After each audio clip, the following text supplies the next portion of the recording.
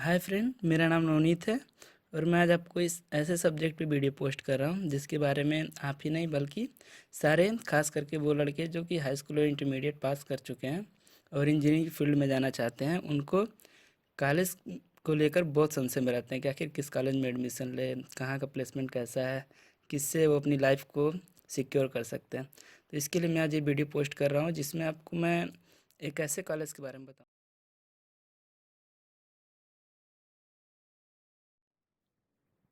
तो मैं आज आपको बताता हूँ कि उत्तर प्रदेश के इलाहाबाद में स्थित IERT, जिसका पूरा नाम है institute of engineering and rural technology Allahabad, ये एक ऐसा कॉलेज है जहाँ पे जिसकी स्टैब्लिश की अगर बात करें तो ये 1955, जो कि पूरे इंडिया का, यहाँ तक कि पूरे एशिया का सबसे पुराने डिप्लोमा कॉलेजों में से एक है, जिसकी स्टैब्लिश लगभग अंग्रेज़ों के जाने के कुछ ही दिनों बाद हो चुकी थी।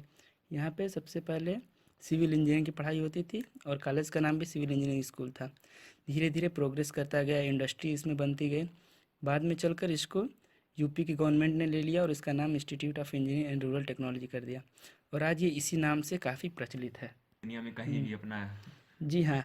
IIT की खासियत ये है कि ये एक ऐसा कॉलेज है जहाँ पे डिप्लोमा इंजीनियरिंग के साथ साथ बीटेक की इंजीनियरिंग और साथ में ही मैनेजमेंट की भी स्टडी की जाती है और डिग्री दी जाती है। ये सबसे ज़्यादा प्रचलित अपने डिप्लोमा को लेकर ही था पहले, लेकिन आज की डेट में बीटेक की फील्ड में भी काफ़ी स्टूडेंट्स आगे जा रहे हैं और बड़ी बड़ी कंपनियों में हिस्सेदारी कर रहे हैं। साथ ही मैनेजमेंट के लड़के बड़े बड़े सेक्टरों में जाकर काम कर रहे हैं।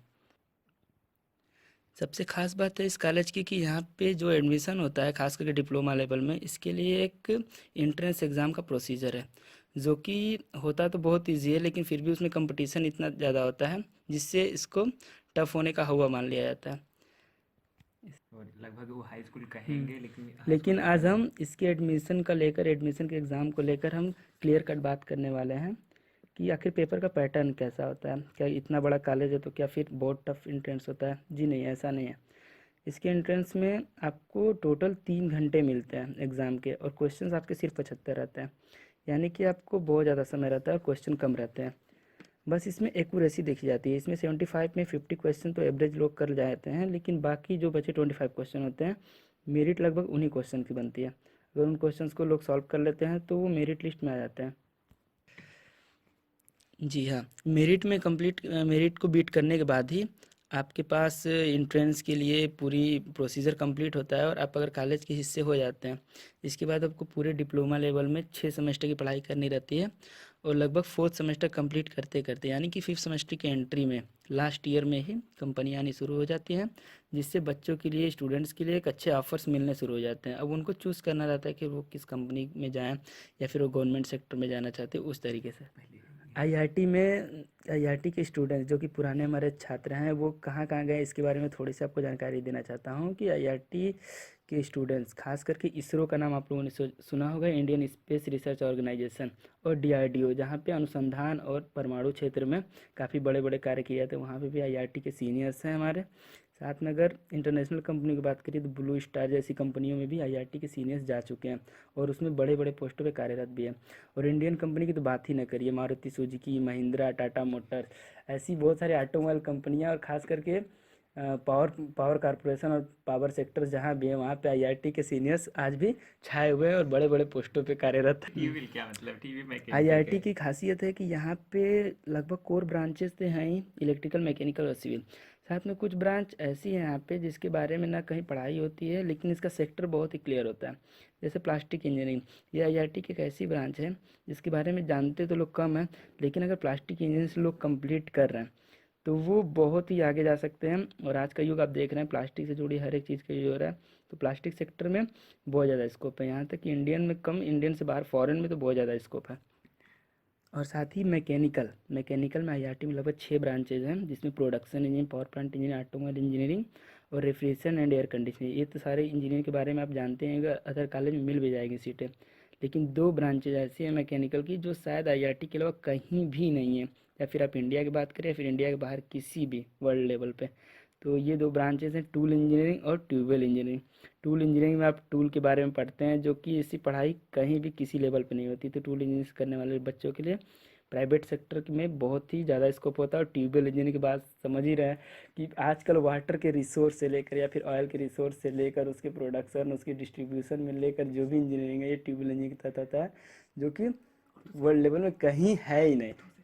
अगर इस लेवल पे या इस ट्रेडों से डिप्लोमा आप कर रहे हैं, अगर आपका नसीब अच्छा है, अगर आपकी मेरिट अच्छी रहती है, अगर आप इन दोनों में, ये दोनों सीटें सबसे पहले भरते हैं आईआईटी में, अगर इन दोनों में आपका एडमिशन होता है तो आपके लिए पूरा एक लाइफ सिक्योर हो जाएगी। आप बड़े बड़े पोस्टों पे बड़ी बड़ी कंपनी में कार्यरत हो सकते। इतने बड़े कॉलेज के बारे में जानने के बाद आपके मन में एक सवाल ज़रूर आता होगा कि आखिर कंप्लीट होने के बाद जो पैकेज मिलेगा वो कैसा होगा।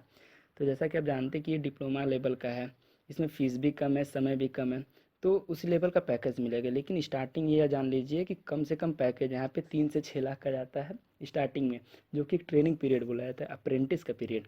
किसी भी डिप्लोमा कॉलेज से अगर आप कर रहे हैं डिप्लोमा, तो आपको बाद में साल 2 साल अप्रेंटिस करना पड़ता है खुद पैसा देकर। लेकिन आईआईटी में अगर आप फाइनल कर रहे हैं तो आपको अप्रेंटिस में ही 3 से 6 लाख का पैकेज मिलेगा प्राइवेट कंपनी में। और 2 साल के बाद अगर आप स्टे कर जा रहे हैं तो आपका सैलरी 5 से 15 लाख तक है। अपने सीनियर्स की।